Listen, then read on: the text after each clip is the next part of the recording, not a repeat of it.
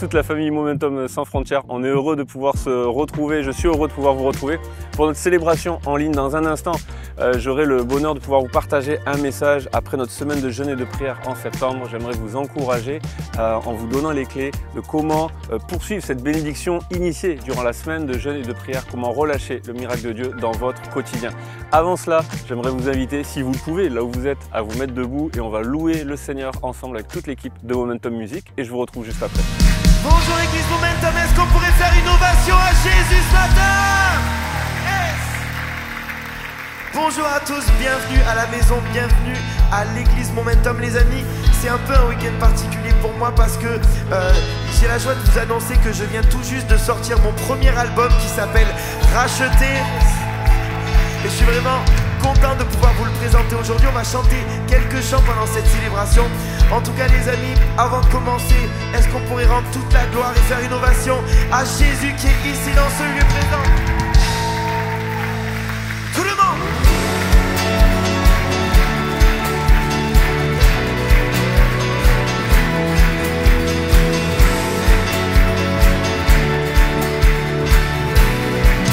Alors on y va, on chante.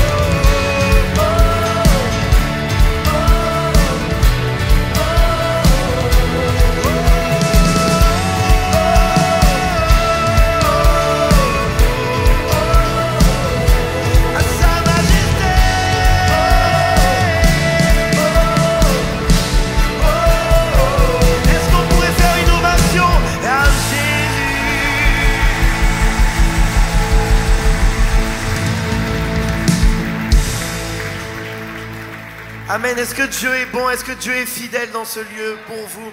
Amen les amis. Qui a vécu une semaine de jeûne et prière puissante? Qui a vu l'action de Dieu? Tu peux regarder ton voisin, il est en train de lever la main. Dieu a agi, Dieu a soufflé dans cette semaine de jeûne et prière. Il a répondu à nos besoins, il a répondu à nos prières. Je suis tellement reconnaissant de connaître le Seigneur Jésus. Je suis tellement reconnaissant que Jésus un jour est frappé à la porte de mon cœur.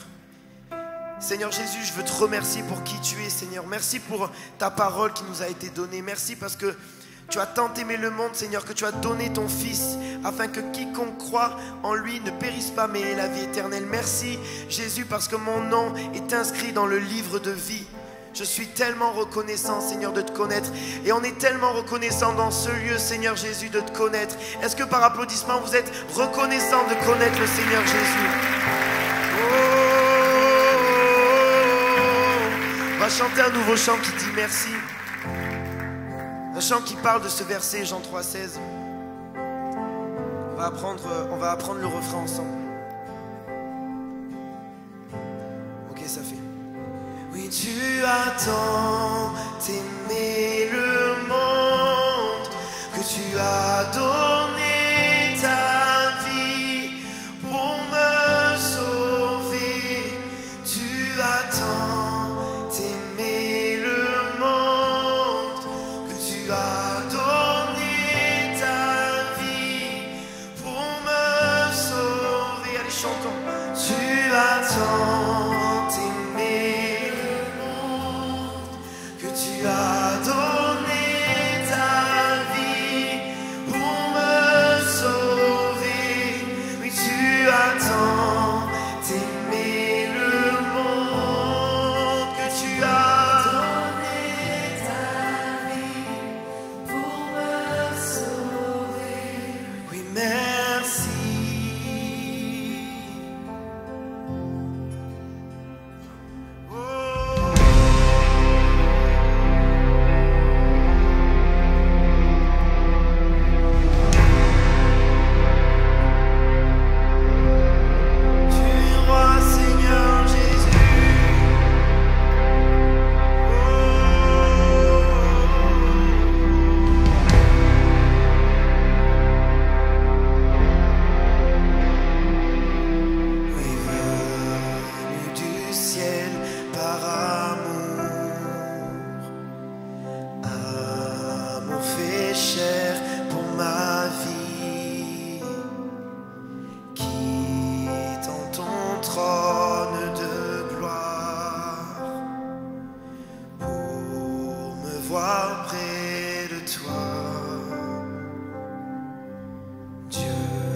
Créateur de la terre et Père éternel, Père éternel de lumière, tu t'es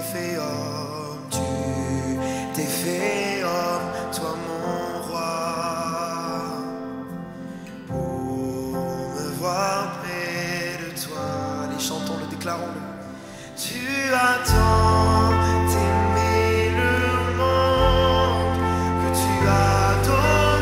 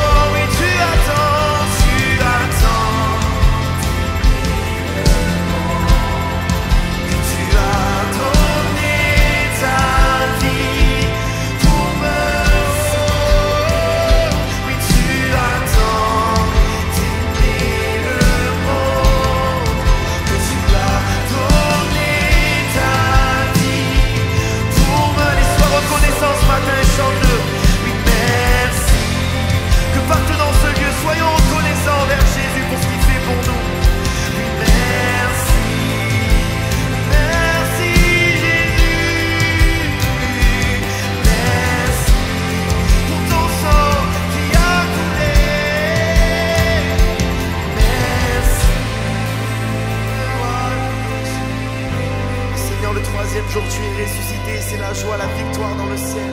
Et on va le chanter ensemble, les amis, de tout notre cœur. Oui, dans le ciel, la louange éclate. Oui, dans le ciel, tu as pris ta place. Oui, dans le ciel, les anges t'acclament. Et sur la terre, tes enfants déclarent. On va les déclarer avec foi ce matin. Oui, dans le ciel, la louange éclate. Oh, et dans le ciel, tu as pris ta place. Oui, dans le ciel, les anges t'acclament. Et sur la terre, dans ce lieu, sur la terre, tes enfants, Église, chantons-le. Oui, dans le ciel, la louange éclate. Dans le ciel, oh Seigneur,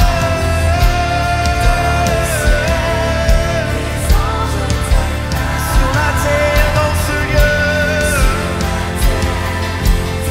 Alors on y va. Oui, dans le ciel, oui, dans le ciel, oui, dans le ciel,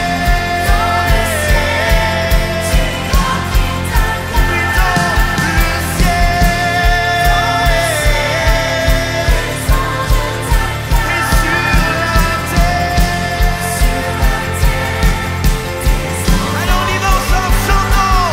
Tu attends d'aimer le monde.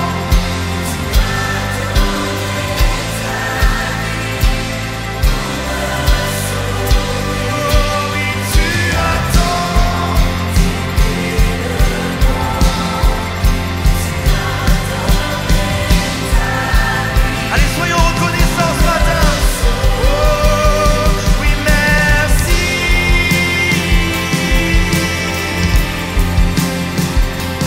Merci, merci Jésus. Oh, merci.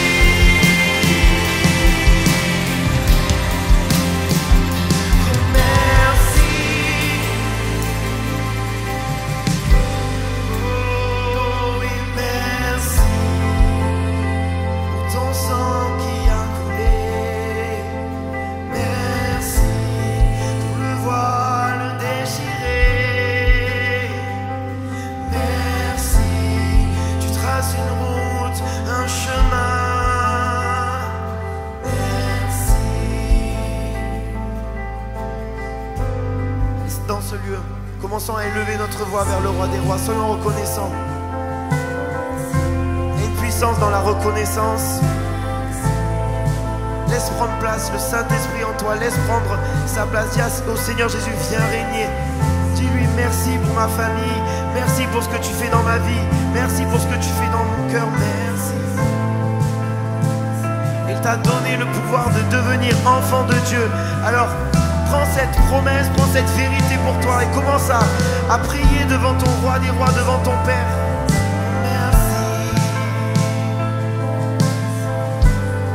Oh oui, merci. Oh, merci.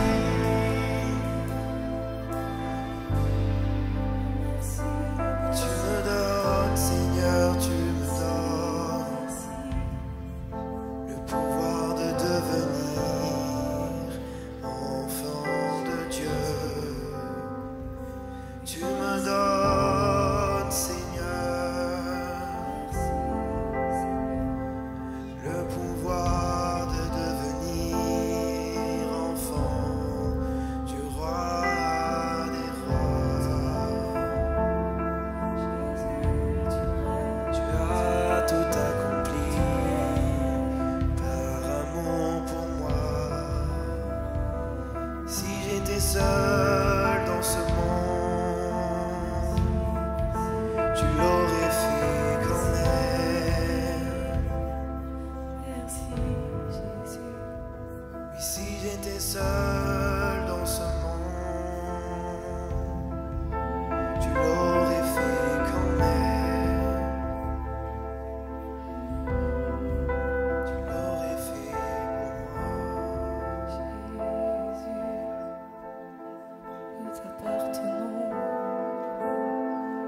je suis à toi.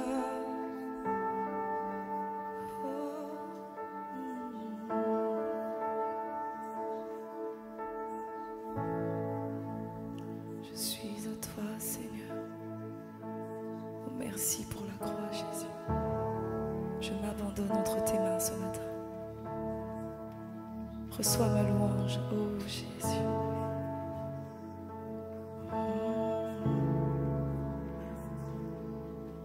Cette maison est ta maison, nous la remettons entre tes mains, Jésus.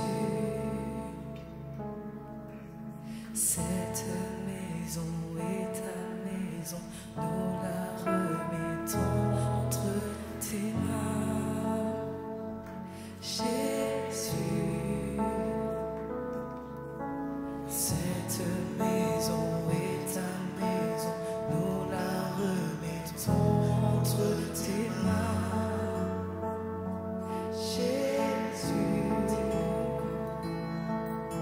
Cette maison est ta maison, nous la remettons entre tes mains, Jésus.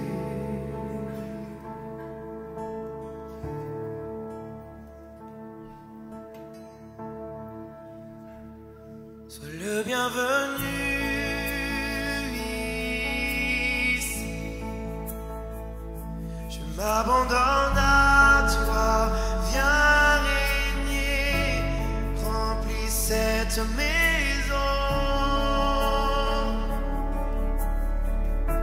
Oui, remplis cette maison.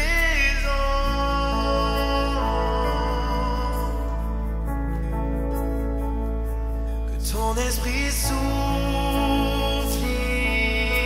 ici, établis ton trône, viens régner. Nous voulons t'écouter, Seigneur. Nous voulons t'écouter. Oh.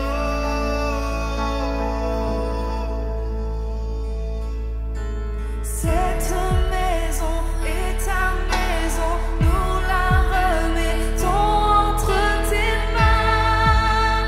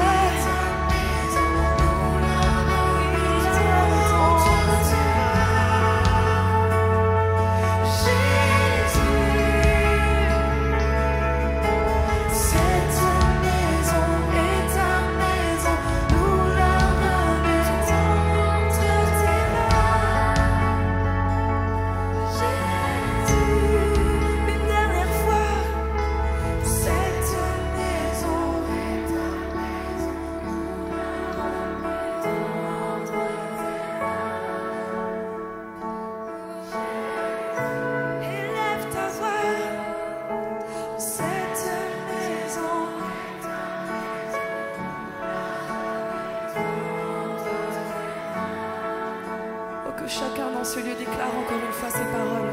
Cette maison est ta maison.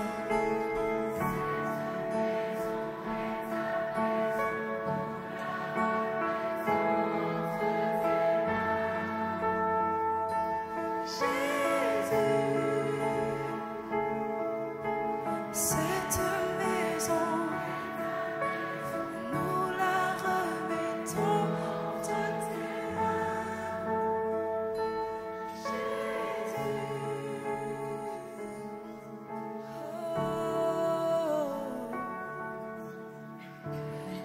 Jésus, oh Jésus,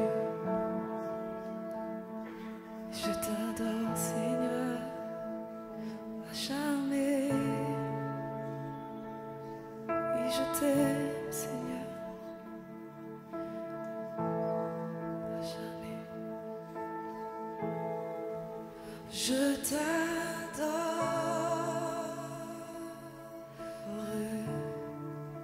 je t'adore,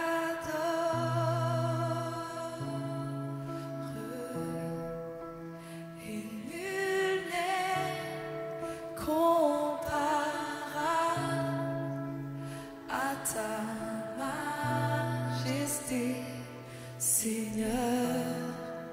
Oui, je t'adore,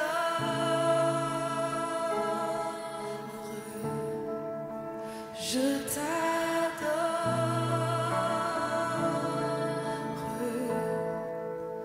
et je reste entouré par ton amour. Je t'adore, je t'adore, je t'adore,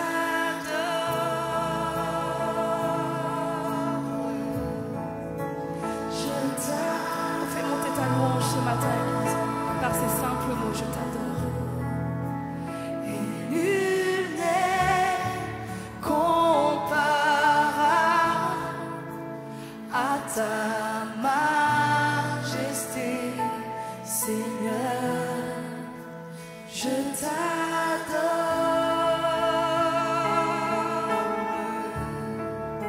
je t'adore,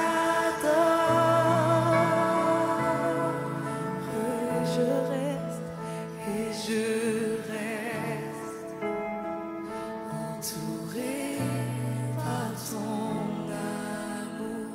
Dis encore et je reste, oui je reste et je reste entouré par ton amour. Et je reste encore, dis-le. Et je reste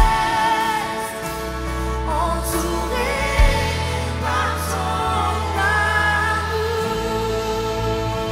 Est-ce qu'on peut acclamer Jésus, notre roi, dans ce lieu?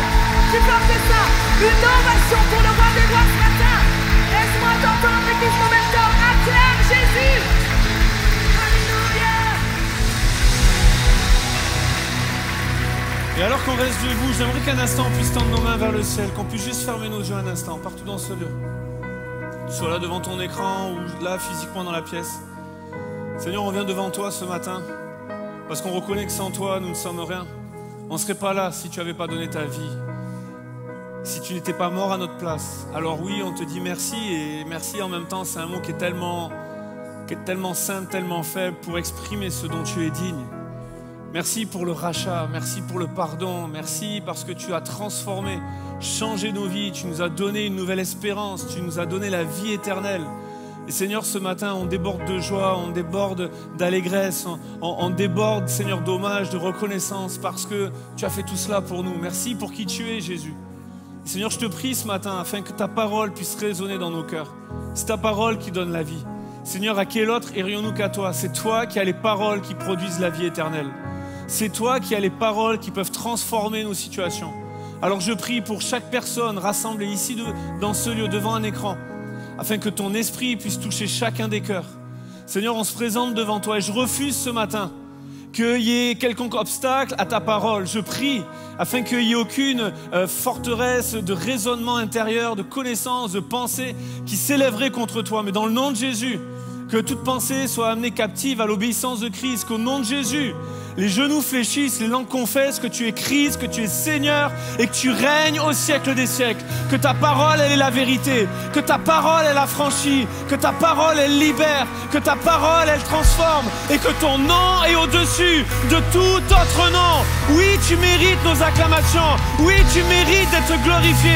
Oui, tu mérites et tu es digne d'être élevé. Merci Jésus. Que ton nom soit béni, Seigneur. Amen et amen. Et que tous ceux qui croient que Jésus est présent dans ce lieu applaudissent le roi des rois.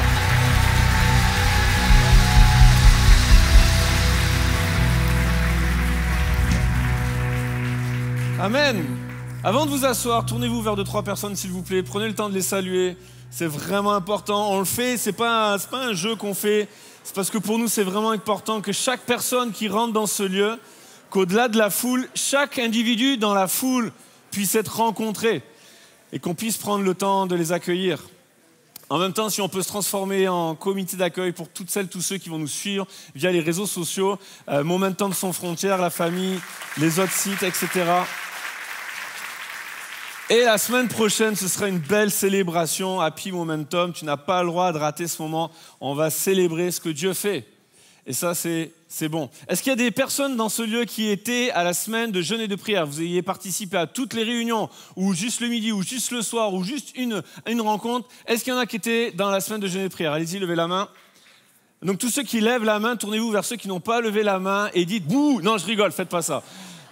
Interdit, on n'a pas le droit de faire ça.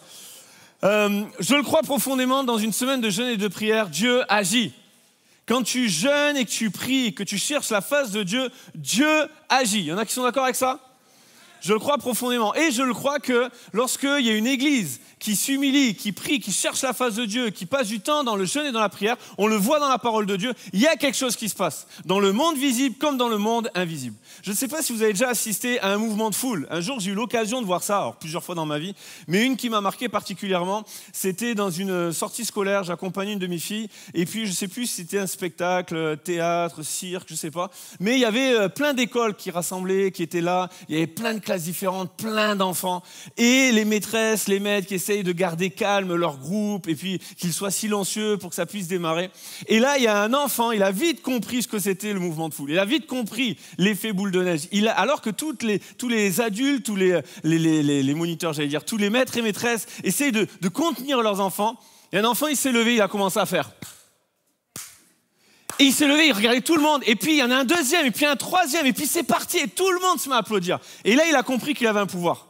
Là, il a compris ce que c'était un leader. Et là, il reste debout, et alors que tout le monde applaudit, il commence à... Allez!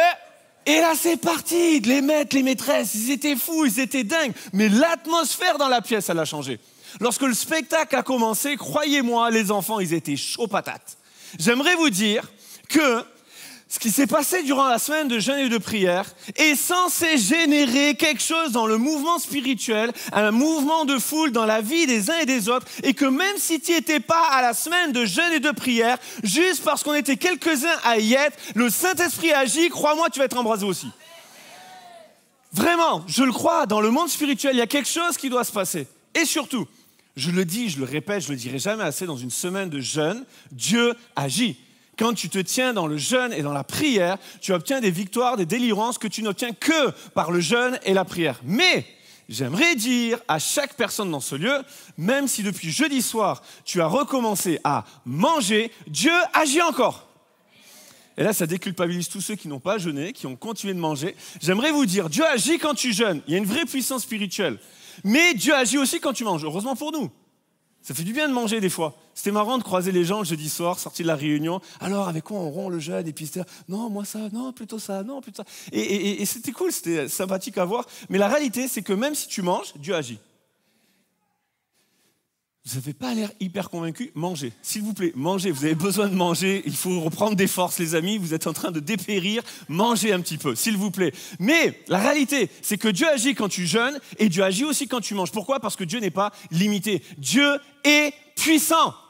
Il n'est pas limité en fonction des circonstances. Il n'est pas limité en fonction de ce que tu vis. Il est puissant. Et je ne sais pas si dans celui, il y a des gens, vous avez joué à Cap ou pas Cap dans votre vie. Et si, quand on te dit que tu n'es pas cap, tu es du genre à tu vas voir. Mais moi, j'aimerais vous dire, vous n'êtes pas cap. Il y a un défi que vous n'êtes pas cap à relever. De toute façon, vous n'y arriverez pas. Je sais, il y en a, vous me regardez, vous êtes méchants. Mais vous n'y arriverez pas. Vous n'êtes pas cap. Il y a un défi, vous n'y arriverez pas. Vous voulez savoir? Ça m'arrange, parce que c'est un peu mon message, donc on va y aller quand même. Mais tu n'arriveras pas, qui que tu sois dans la pièce, devant ton écran, tu n'arriveras pas, l'Église n'arrivera jamais à épuiser les bontés de Dieu. Alors, et qui a raison? Donc, et la réalité, c'est que la Bible dit les bontés du Seigneur se renouvellent chaque matin. Donc tu peux y aller, vas-y, prends toutes les bontés du Seigneur que tu peux. Demain, il s'est renouvelé. Mon gars, Dieu est le Créateur, il fait toutes choses nouvelles. Tu n'arriveras jamais à épuiser les bontés du Seigneur sur ta vie. Elles se renouvellent chaque matin. Donc, si dans la semaine tu as été béni, si dans la semaine de jeûne, Dieu a agi de manière puissante dans ta vie, j'aimerais te dire, même si tu as recommencé à manger, même si on n'est plus dans la semaine de jeûne et de prière, les bontés du Seigneur ne sont pas épuisées. Il a encore des bontés en réserve pour toi. Dieu n'est pas en train de se dire, oh là là, l'église Momentum, qu'est-ce qu'ils m'ont vidé, qu'est-ce qu'ils m'ont pris comme bénédiction, je vais attendre 2 ans avant de leur redonner. Non! Chaque matin, elle se renouvelle. Parce que Dieu est puissant. Alors maintenant, on va faire quelque chose. Chaque fois que, intentionnellement, je vais dire Dieu est, vous allez crier bien fort, puissant. Ok? Vous allez le dire tellement fort que le but va être de me décoiffer. Comme ça, je suis sûr que vous êtes avec moi. Donc, si je vous dis pour ma famille, Dieu est puissant. Pour mes finances, Dieu est puissant. Pour mon travail, Dieu est puissant. Pour mon église, Dieu est puissant. Pour mon quotidien, Dieu est puissant. Pour mon voisin, Dieu est puissant.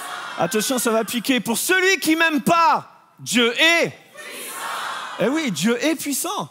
Maintenant, Dieu n'est pas puissant juste la semaine de jeûne. Il est puissant tous les jours. Alors, le titre de mon message est simple. Comment libérer le miracle dans notre quotidien? Parce que le but de Dieu, c'est qu'il soit puissant dans notre vie tous les jours. Alors, comment libérer le miracle de Dieu dans notre quotidien? Parce que pour ma famille, Dieu est... Et les amis? Ah ben, il faut y aller. Donne un coup de coude à ton voisin. Impose-lui les mains, ce que tu veux, mais pour ma famille, Dieu est puissant. Même si je le dis tout doucement, d'accord? Ok, dans ce message, Dieu est puissant. Je vais vous faire des feintes, méfiez-vous. Donc, on va aller dans l'Ancien Testament à la rencontre d'une femme qui va aller voir le prophète Élisée. Et dans sa vie, tout commence mal. Tout commence mal. On n'a pas son prénom, mais on a un peu son contexte. Ça va le décrire au prophète Élisée.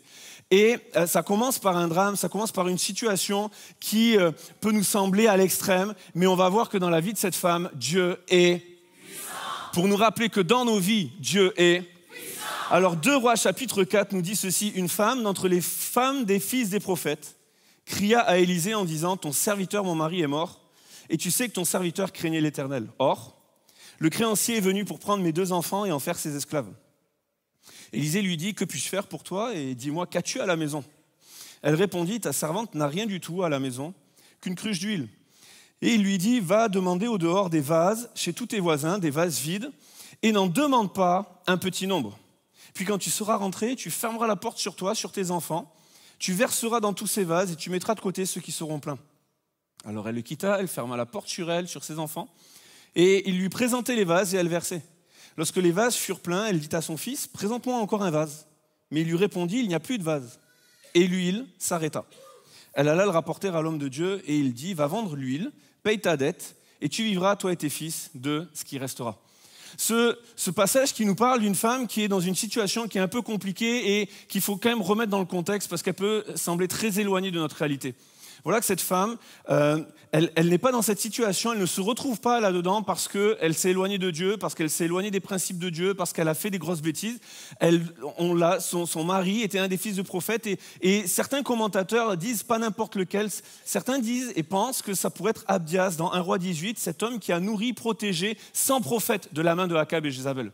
On ne parle pas de n'importe qui, mais le malheur arrive aussi dans sa vie. Et j'aimerais le dire à chaque personne ici dans ce lieu. Il pleut sur tout le monde, sur les bons comme sur les méchants. L'épreuve arrivera dans ta vie, même si tu es juste devant Dieu.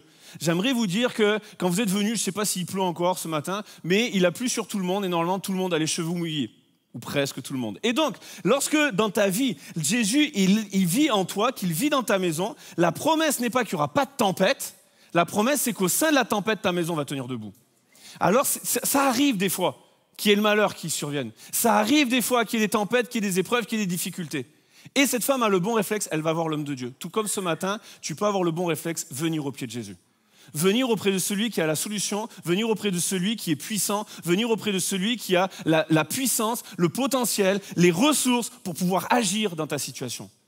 Et alors son mari est mort, dans le contexte de l'époque et dans pas mal de nations encore de ce monde, lorsque tu es une femme et que tu te retrouves veuve, tu vis aux dépens de la générosité des gens qui t'entourent.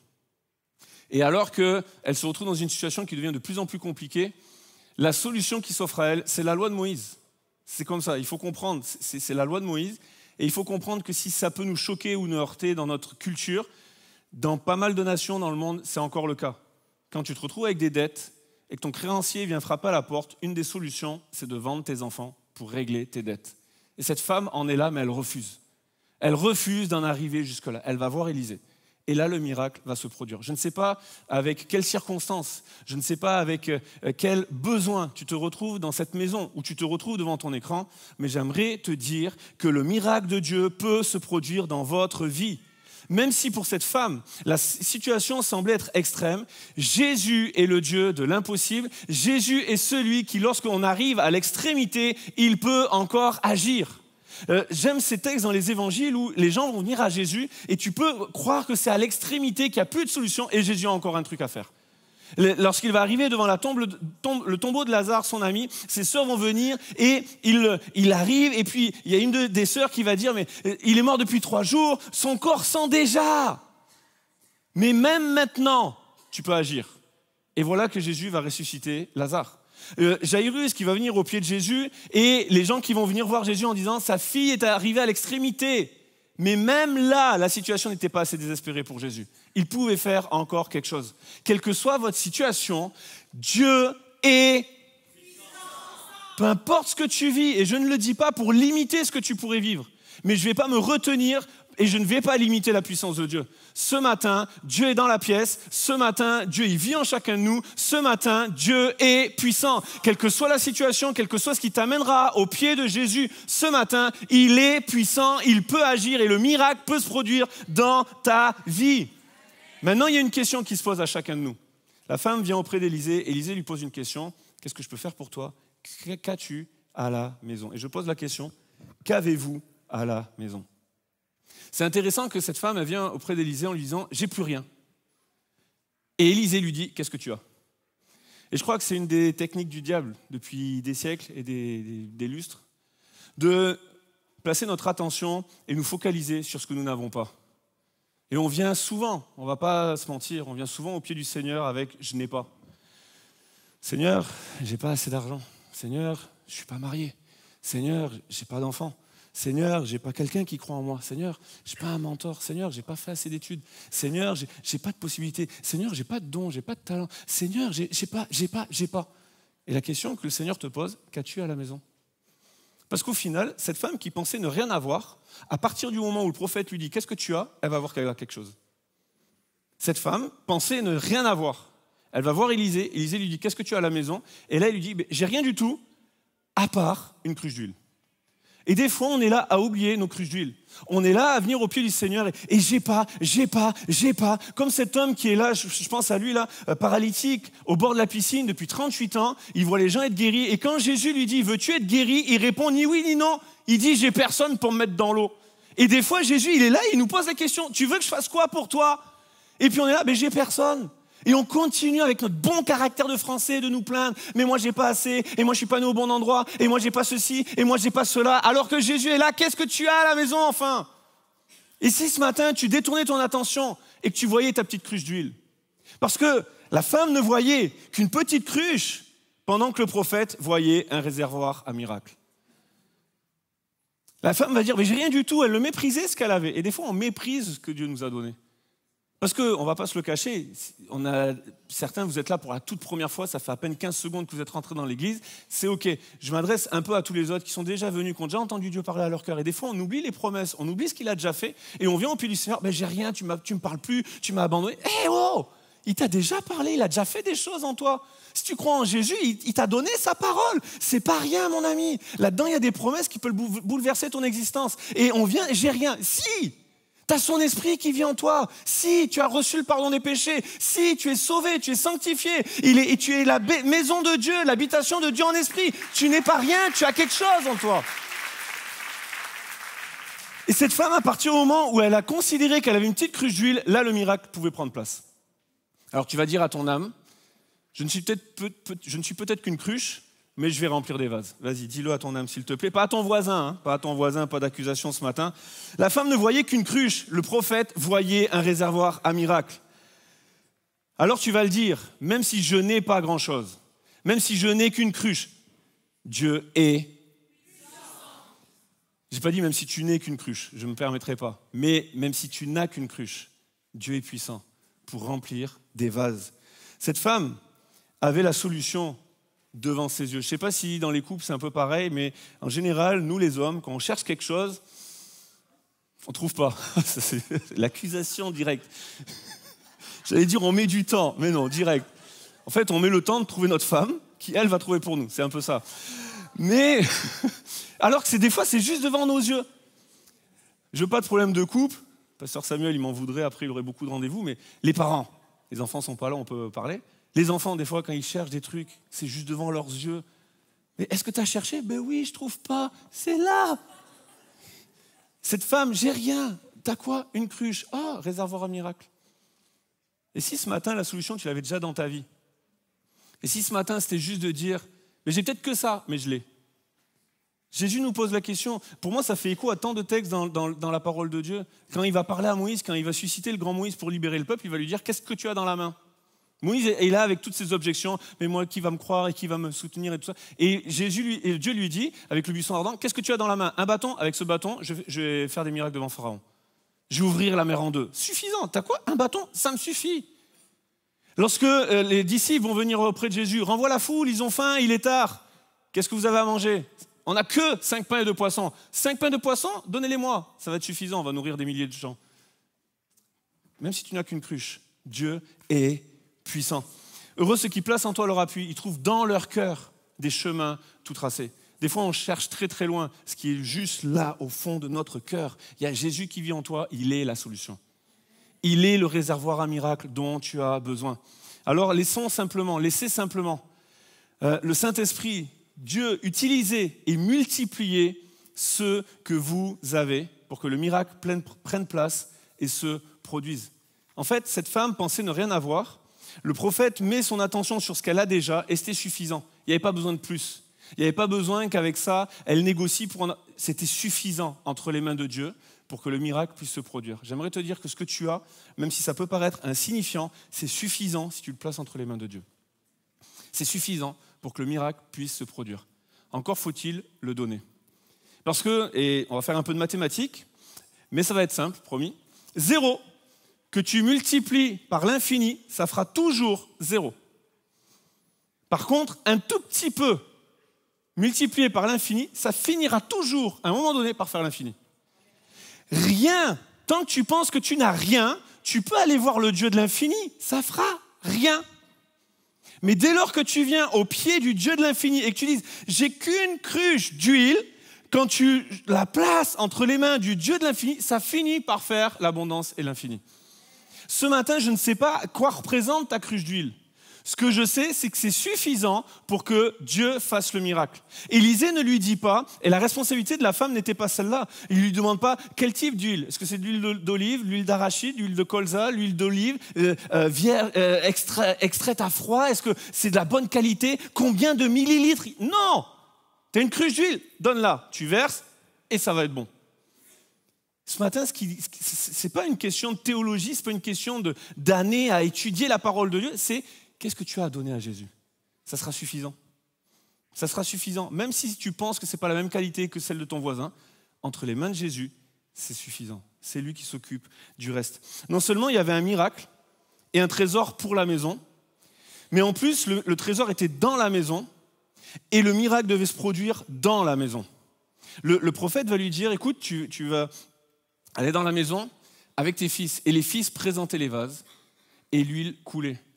J'aimerais m'adresser juste un instant, c'est une simple parenthèse dans ce message, mais à tous les parents ou les tontons tatis qui sont là dans ce lieu, les papis mamies, toutes les personnes dans cette église qui côtoient des enfants. Il y a un appel à transmettre la bénédiction et le miracle de Dieu aux générations futures, les amis.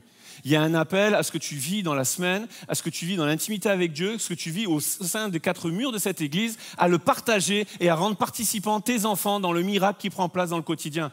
Il y avait un appel à ce que cette femme vive le miracle avec les enfants. Les enfants, c'est ça qui est paradoxal, c'est qu'ils étaient bien la solution au problème, mais pas la solution que la femme pensait, pas la solution que le monde pensait. Non seulement les enfants ne devaient pas être vendus pour pouvoir régler les dettes, mais ils allaient participer quand même au miracle en présentant les vases.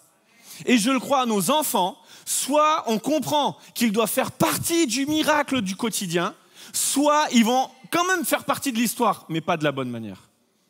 Et je crois qu'il y a un appel à chaque parent, à chaque adulte ici dans ce lieu, à être responsable et à réaliser notre responsabilité vis-à-vis de nos enfants. J'aimerais dire à chaque personne dans ce lieu, même si tu n'as pas d'enfant, même si tu n'es pas marié, même si dans la situation il n'y a pas d'enfant autour de toi, j'aimerais te dire que tu es dans une église où il y a Momentum Junior qui investit et qui croit que les enfants, ce n'est pas l'église de demain, c'est l'église d'aujourd'hui. Et ce qu'on fait à Momentum Junior, ce n'est pas de la garderie. On investit pour le royaume de Dieu, pour que les fils et les filles de la maison prennent part au miracle de Dieu. C'est une réalité. Alors que le miracle puisse se produire dans nos maisons. Le miracle peut se produire dans ta maison, mais il peut conduire et nourrir ta vie, votre vie, tous les jours. Parce que tous les jours, Dieu est... Dis à ton voisin, tu es en train de t'endormir, c'est pas bon. Il y a une véritable invitation, et c'est pour ça que je fais ce message dans ce tempo-là, juste après une semaine de jeûne et de prière. En vrai, j'ai hésité à le faire lundi parce que je l'avais déjà en tête, mais je sentais que c'était mieux de le faire après une semaine de jeûne et de prière. Parce que trop souvent, on va se parler vrai un peu, mais trop souvent, dans les semaines de jeûne et de prière, on s'attend à Dieu, on vient avec une soif, c'est juste extraordinaire. Si vous ne le savez pas, je vous le dis, mais quand tu conduis la louange, quand tu es conducteur de louange, quand tu es musicien ou quand tu es prédicateur, les amis, quand tu participes, quand tu sers dans une semaine de jeûne et de prière, tu sens la différence. C'est palpable. Tu arrives déjà, tu commences la réunion, les gens sont tous là. Ils n'arrivent pas en retard à une semaine de jeûne et de prière, ils arrivent 3/4 d'heure avant. Quand tu prêches, tu as juste à dire « Dieu est bon ». Ouais ! Il n'y a pas besoin de dire. Et chaque fois que je vais dire « Dieu est », tout le monde va dire « puissant ». Il n'y a pas besoin. En fait, il y a une soif qui est là.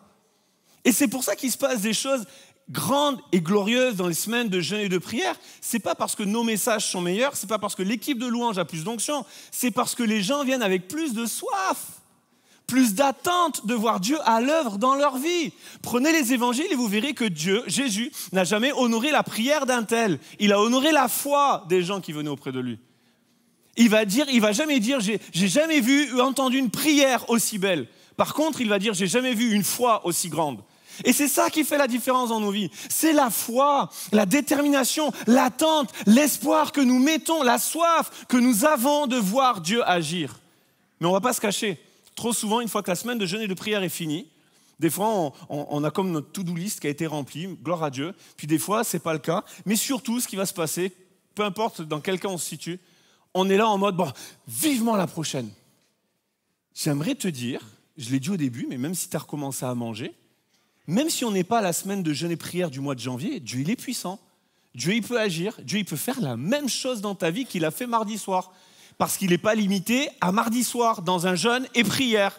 Il peut agir même quand tu manges avec ton assiette de spaghetti bolognaise si tu as envie et qu'elle est archi remplie. Vas-y, éclate-toi. Dieu, il peut te bénir quand même. Parce que Dieu est puissant tous les jours. Et il y a une invitation à ne pas se contenter d'une action de Dieu, d'une visitation, d'un temps béni pendant une semaine de jeûne et de prière. Je sais que ces moments sont particuliers, j'en suis conscient, je ne dis pas l'inverse. mais je ne peux pas me contenter de cela. Jésus n'est pas mort pour que j'ai une petite visitation de sa part de temps en temps. Jésus est mort, il a dit, je donne ma vie pour que mes brebis aient la vie et qu'elle l'ait en abondance. Pas pour que tu survives de temps en temps, mais pour que tu aies la vie éternelle, la vie dont Dieu vit, la vie et les richesses et les ressources du royaume de Dieu dans ta vie. Tant qu'il y avait des vases, il y avait de l'huile. La responsabilité de cette femme n'a pas été autre chose. Elle ne devait pas se préoccuper de la quantité d'huile, elle ne devait pas se préoccuper de la qualité de l'huile, elle devait se préoccuper de trouver des vases. Et tant qu'il y avait des vases, il y avait de l'huile. Et d'ailleurs, Élisée avait anticipé. Quand il lui dit, va demander des vases, il lui dit quoi? N'en demande pas un petit nombre. Et l'expression en hébreu, puisque le texte a été écrit en hébreu, l'expression en hébreu, elle est magnifique. En fait, littéralement, il lui dit, va chercher des vases et ne le rends pas petit. Ne limite pas Dieu. Tu sais, tout à l'heure, je disais, Dieu, il est puissant et je crois vraiment, on ne peut pas limiter l'action de Dieu. Enfin, en tout cas, je vais préciser ma pensée, les circonstances que tu traverses ne peuvent pas limiter la puissance de Dieu. Le diable ne peut pas limiter la puissance de Dieu. Ton passé ne peut pas limiter la puissance de Dieu. Les gens autour de toi ne peuvent pas limiter la puissance de Dieu. Les critiques autour de toi ne peuvent pas limiter la puissance de Dieu. La seule chose qui peut limiter la puissance de Dieu, c'est toi, dans ta foi et dans ce que tu vas demander. Dans le nombre de vases vides que tu vas présenter au Seigneur. Parce que tant qu'il y a des vases, il y a de l'huile. Tant que tu viens avec la même soif qu'un jeûne et prière, il y aura de l'huile. Et quand il n'y a plus de vase, l'huile s'arrêta. Et l'expression en hébreu, elle est magnifique. Littéralement, c'est l'huile était en attente. En fait, vous savez ce qui se passe depuis jeudi soir, qu'on a fini notre réunion de jeûne et prière et notre semaine de jeûne et prière? Le Saint-Esprit, il est dans les starting blocks. Et il dit, quand c'est qu'ils reviennent avec la même soif? Quand c'est qu'ils reviennent les vases là? Quand ils seront vides là, je me déverse encore. En fait, le Saint-Esprit, il est en attente. Je ne sais pas si vous regardez l'athlétisme. Vous savez, quand ils sont au point de départ, et puis, bam, et là tu pars. En fait, le Saint-Esprit, il est là, il attend. Alors, ils vont comprendre ou ils ne vont pas comprendre aujourd'hui? Ils viennent à vide ou pas? Parce que tant qu'il y a des vases vides, boum, l'huile coule. Mais quand il n'y a plus de vases vides, l'huile est en attente. En attente de quoi? Mais de vases vides! Parce que tant qu'il y a des vases, il y a de l'huile. Et quand il n'y a plus de vases vides, il n'y a plus d'huile. Donc elle attend quoi? Des vases vides. Des fois, la Bible n'est pas compliquée. Et je crois qu'il y a la possibilité pour chacune de nos vies que le miracle de Dieu ne vienne pas se produire de temps en temps, mais que ça vienne alimenter notre quotidien. Comment? Présente-toi comme un vase vide tous les jours. Comme ça, il va te remplir. Et comment te représenter à vide, puisque les bontés du Seigneur se renouvellent chaque matin? Vide-toi dans la vie des autres. En fait, le principe, il est simple. Tu veux que le miracle soit libéré dans ta vie, dans ton quotidien.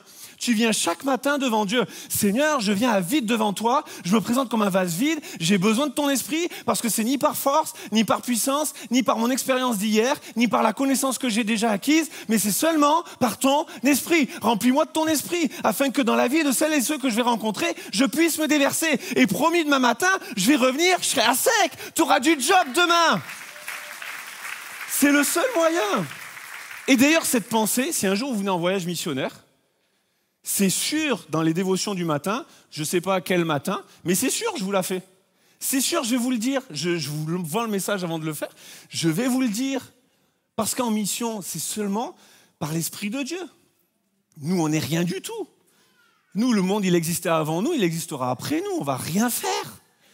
On est juste des outils entre les mains du Seigneur. Et donc, s'il a choisi de nous utiliser pour telle mission, utilise-nous, mais fais-le avec ton esprit, parce que sinon, ça ne sert à rien. Donc, on va se présenter comme des vases vides. Mais on va s'assurer que dans la journée, on va se vider, on va donner tout ce qu'on a, on va donner toute notre force, toute notre énergie, et demain, on recommence. Remplis-moi, renouvelle-moi, afin que je puisse me déverser dans la vie des autres. Tant qu'il y aura des vases vides, il y aura de l'huile dans ta vie. Sinon, l'huile est en attente. Et Jésus l'attend.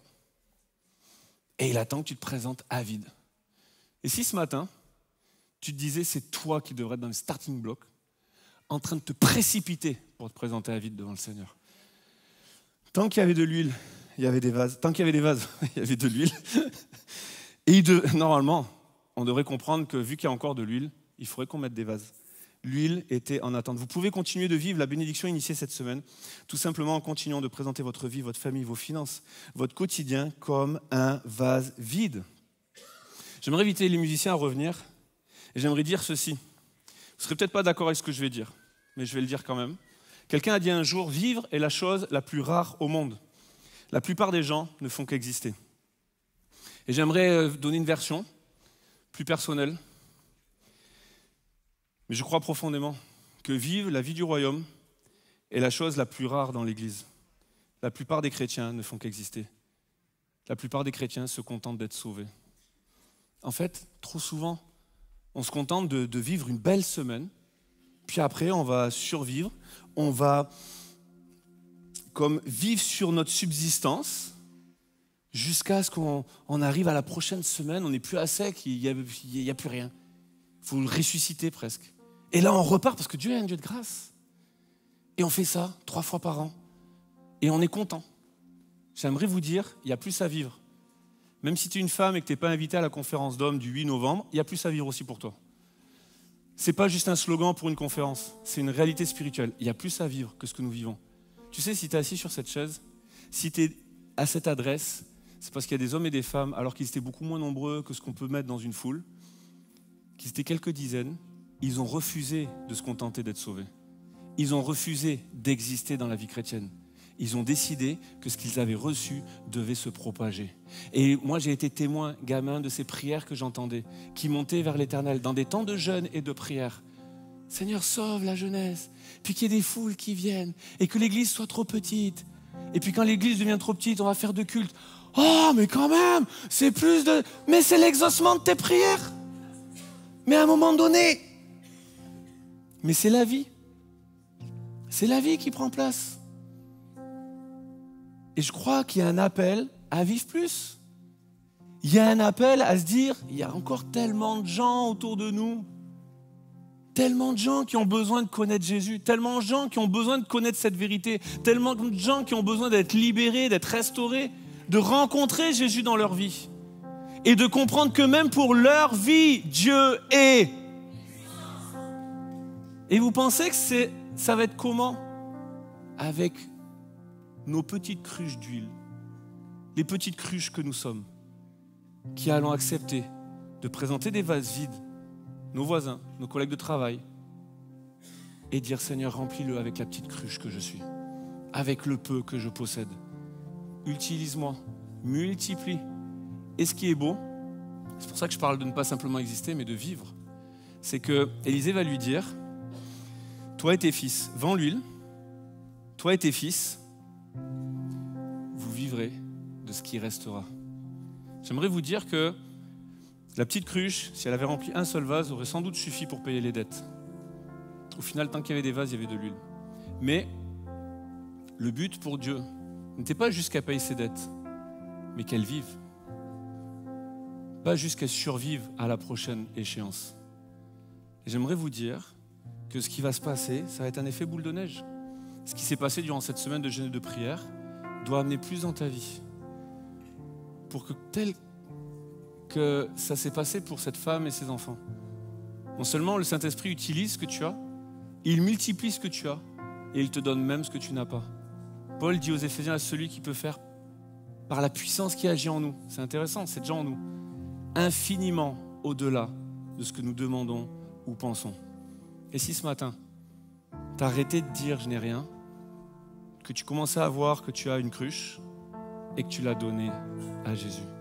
Et si ce matin, tu venais à Jésus en disant regarde, je vais te présenter plein de vases vides, je vais me présenter comme un vase vide, afin que tu puisses remplir le vase que je suis et que je puisse me déverser dans la vie de ceux qui m'entourent. Et pour vivre ça, il n'y a qu'une chose à faire. C'est ce que Élisée va dire. Il y aurait beaucoup de choses qu'on pourrait dire dans ce passage, mais je vais finir avec cela. Il va lui dire, tu vas rentrer chez toi et tu vas fermer la porte. Et ce n'est pas juste un détail de l'histoire technique, logistique, d'organisation. C'est un détail qui a son importance spirituellement. Sinon, Jésus, quand il enseigne la prière, n'aurait pas dit, quand tu pries, entre dans ta chambre, ferme la porte. Et je crois que ce matin, il y a des gens que vous avez besoin de fermer la porte. Fermez la porte à ce qui se passe autour de vous. Fermez la porte aux distractions autour de vous. Fermez la porte aux mensonges de l'ennemi. Fermez la porte aux pensées qui ne viennent pas de Dieu. Fermez la porte au passé. Fermez la porte aux gens qui vous critiquent. Fermez la porte au regard des autres et de ce qu'on va penser de vous. De fermer la porte afin de vivre ce temps de face à face avec Dieu. D'ouvrir votre cœur. De fermer la porte à la voix du lion rugissant qui cherche qui dévorer. Mais d'ouvrir la porte de nos cœurs à la voix du lion de la tribu de Juda. Celui qui veut te dire, le miracle il est possible dans ta vie. Celui qui veut te dire, tu penses que tu n'as qu'une cruche, mais moi je te dis, c'est un réservoir à miracle. Tu penses que tu n'es rien, tu penses que tu n'es pas assez, mais je vais t'utiliser, je vais multiplier tes dons et tes talents, je vais multiplier ton potentiel, je vais te donner même ce que tu n'as pas, et tu vas vivre la vie pour laquelle je suis mort. Est-ce qu'ensemble on peut se lever, s'il vous plaît, partout dans ce lieu? Et on va simplement fermer les yeux, là où on est. Et comme si on s'attendait à recevoir de Dieu quelque chose, on va tendre nos mains vers le ciel. Et avec cette prière, avec l'équipe de louanges, on va dire au Seigneur, je m'attends à toi. Même si tout me paraît sombre, je veux m'attacher à tes promesses, que tu es là, que tu combats pour moi. Et je m'attends à toi.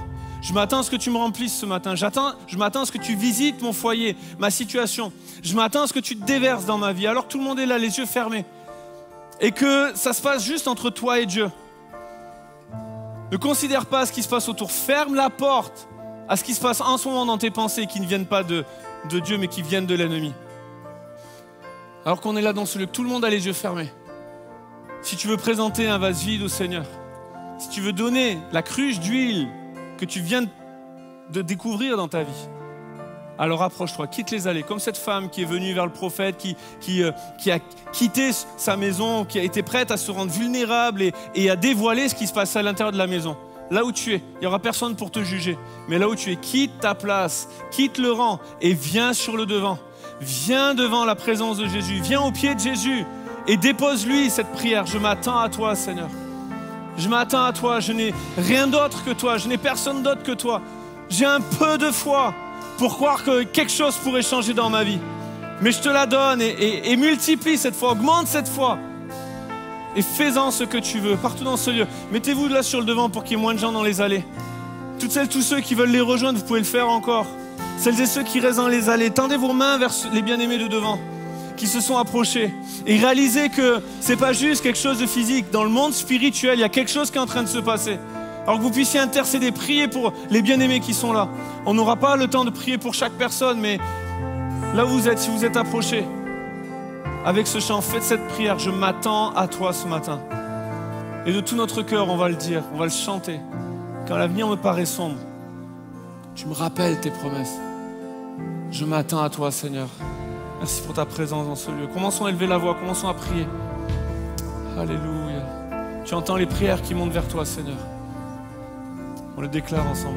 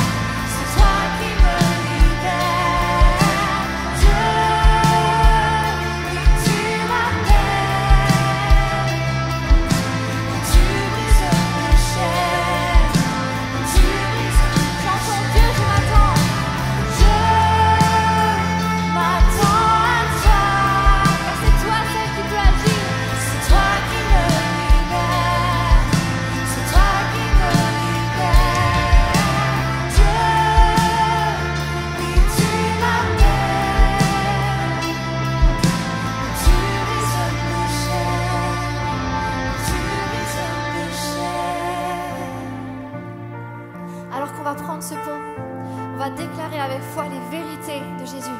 Et on va mettre de côté tous ces mensonges qui nous disent qu'on n'a pas assez, qu'on n'a rien, que le miracle ne peut pas s'opérer dans notre vie parce que c'est impossible, que ce projet qu'on a là n'est pas possible. Mais vraiment, les vérités que Dieu veut pour nous, c'est qu'il est avec nous. Il est celui qui pourvoit, il est celui qui étend nos limites et nous rend capables. Et on va accueillir le miraculeux dans notre vie.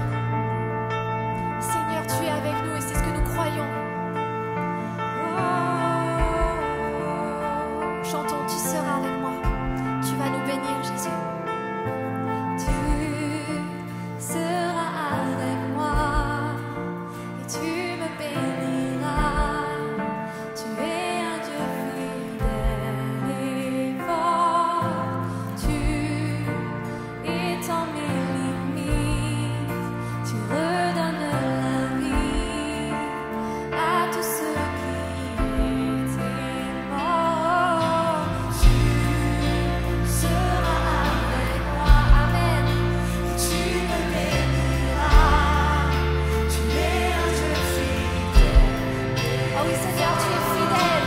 Tu étends mes limites. Tu redonnes la vie à tous ceux qui étaient. Tu es à mes côtés, Seigneur. Tu es à mes côtés. Tu me donnes ta paix. Qui peut m'éloigner de toi? Toutes les frontières, toutes les fausses croyances. Abat les frontières, chasse les ténèbres. Rien ne peut te résister. Je m'attends à toi. C'est toi qui me libères. C'est toi qui me libères. Dieu, oui, tu m'appelles. Tu brises mes chaînes. Tu brises mes chaînes. Je m'attends à toi. Oh, viens, remplis-nous, Seigneur. C'est toi qui me libères. Déverse-toi en nous. On est disponible pour toi, Jésus. Tu m'appelles. Tu brises mes chaînes. Tu brises mes chaînes. Alléluia. Pendant qu'on a toujours les yeux fermés, Seigneur Jésus, merci pour ta présence dans ce lieu. Merci pour ta parole qui résonne dans nos cœurs. Merci pour ton esprit qui se déverse dans la vie des uns et des autres. Seigneur, on est là devant toi, nos cœurs sont ouverts devant toi, nos bras sont devant toi, parce que nous désirons recevoir de toi quelque chose. Seigneur, merci pour ce que tu commences de faire ce matin, mais surtout merci parce que ce qui se passe ce matin va débloquer tant d'autres choses dans les jours à venir. Seigneur, on veut à chaque jour se présenter à vide devant toi, comme un vase vide, afin que tu remplisses nos vies, que tu nourrisses nos vies de ton miracle, de ton surnaturel, de tes directions, de tes paroles, que tu les conduises par ton esprit. Seigneur, merci pour chaque personne ici dans ce lieu. Alors qu'on s'attend à toi, tu honores toujours la foi de celles et ceux qui s'approchent de toi. Et ce matin, on ne veut pas te demander un petit nombre, on ne veut pas te présenter un petit nombre de vases. On ne veut pas te limiter avec nos prières. Tu es le Dieu de l'infini, tu es le Dieu de l'impossible. Et toutes les prières qui sont montées vers toi, même si humainement ce n'est pas possible, même si humainement ce ne serait même pas raisonnable, pour toi, Seigneur, c'est possible. Alors je les mets entre tes mains, afin que tu viennes te déverser dans la vie des uns et des autres. Et dans le nom de Jésus, nous te disons merci pour tout ce que tu fais, pour ce qui a commencé ce matin et qui va se poursuivre dans les jours à venir. Que ton nom soit béni, Seigneur, que ton nom soit glorifié. Amen et Amen. Est-ce qu'on peut applaudir le Roi des Rois, s'il vous plaît?